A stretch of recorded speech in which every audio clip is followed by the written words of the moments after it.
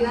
ಯಾಕಂದ್ರೆ ಉಪನ್ಯಾಸ ಹಾಗೂ ಸಾಂಸ್ಕೃತಿಕ ಕಾರ್ಯಕ್ರಮಗಳು ಒಟ್ಟೊಟ್ಟಿಗೆ ಆಗ್ತಾ ಇರೋದ್ರಿಂದ ಎರಡೂ ಕೂಡ ಒಂದು ಮೌಲ್ಯವನ್ನ ಎತ್ತಿಡಿಯುವಂತ ಒಂದು ಕಾರ್ಯಕ್ರಮ ಇದಾಗಿರೋದ್ರಿಂದ, ಅದರಲ್ಲೂ ಕೂಡ ಧಾರವಾಡದ ಕರ್ನಾಟಕ ವಿದ್ಯಾವರ್ಧಕ ಸಂಘದವರು ನಮ್ಮ ಜೊತೆಗಿದ್ದಾರೆ, ಕಲಾಮಂಟಪದವರು ಇದ್ದಾರೆ, ಜನಪದ ಸಂಶೋಧನಾ ಕೇಂದ್ರದ ಸಂಚಾಲಕಿಯಾದಂತಹ ವಿಶ್ವೇಶ್ವರಿ ಅವರು ನಮ್ಮ ಜೊತೆ ಇದ್ದಾರೆ. ಇನ್ನೇನ್ ಬೇಕು ಹೇಳ್ರಿ, ನಮ್ಮ ಬೆಳಗಾವಿಯ ಬೆಳೆಚುಕ್ಕಿಗೆ ಬಂಗಾರದ ಕನಸು ನನಸಾದಂತ ದಿನ ಇವತ್ತು. ನಮ್ಮ ಬೆಳೆಚುಕ್ಕಿ 2017-18 ಸಾಲಿನಲ್ಲಿ ಅದನ್ನ ನಾವು ನೋಂದಾಯಿಸಿದ್ವಿ.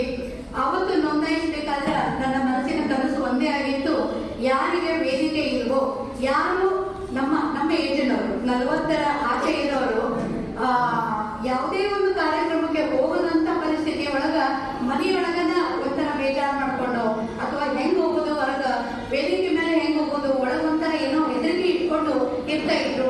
ಆ ರೀತಿಯ ಹೆಣ್ಣು ಮಕ್ಕಳಿಗೆ, ಗೃಹಿಣಿಯರಿಗೆ ಒಂದು ವೇದಿಕೆಯನ್ನು ಸೃಷ್ಟಿಸಿ ಅವರು ಕೂಡ ತಮ್ಮ ಕಲಿಕೆಯ ಒಂದು ವಯಸ್ಸಿನೊಳಗ ಏನನ್ನ ಮಾಡ್ಬೇಕು, ಏನನ್ನ ಸಾಧಿಸ್ಬೇಕು ಅಂತಿದ್ರು, ಅದನ್ನ ಕನಸಾಗಿ ಉಳಿಸ್ಕೊಂಡಿರುವಂತ ಗೃಹಿಣಿಯರಿಗೆ ಒಂದು ವೇದಿಕೆಯನ್ನ ಕಲ್ಪಿಸಿ ಕೊಡ್ಬೇಕು ಅನ್ನೋದು ಮುಖ್ಯ ಧ್ಯೇಯವಾಗಿತ್ತು.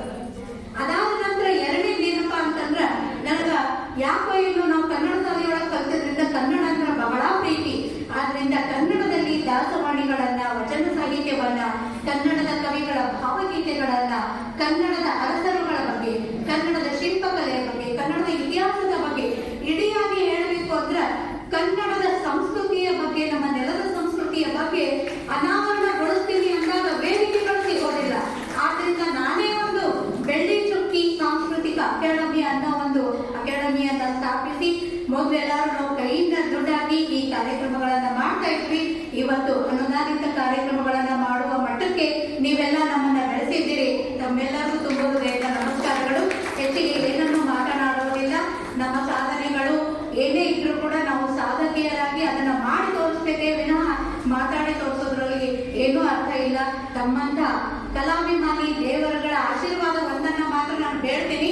ಯಾಕಂದ್ರೆ ಸಂಸ್ಕೃತಿಗಳು ನಶಿಸಿ ಹೊಂಟಾವ.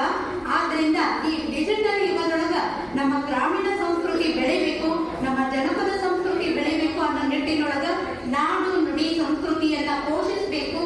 ಆ ನಿಟ್ಟಿನೊಳಗ ನಾವು ಈ ಕಾರ್ಯಕ್ರಮವನ್ನ ಮಾಡ್ತಾ ಇದ್ದೀವಿ. ತಮ್ಮೆಲ್ಲರ ಅಪ್ಪಣೆಯೊಂದಿಗೆ ಈ ಕಾರ್ಯಕ್ರಮ ಮಾಡೋದಕ್ಕ ನನಗೆ ಬಹಳ ಬಹಳ ಬಲ ಬಂದಂತಿದೆ. ಮತ್ತೊಮ್ಮೆ ತಮ್ಮೆಲ್ಲರಿಗೂ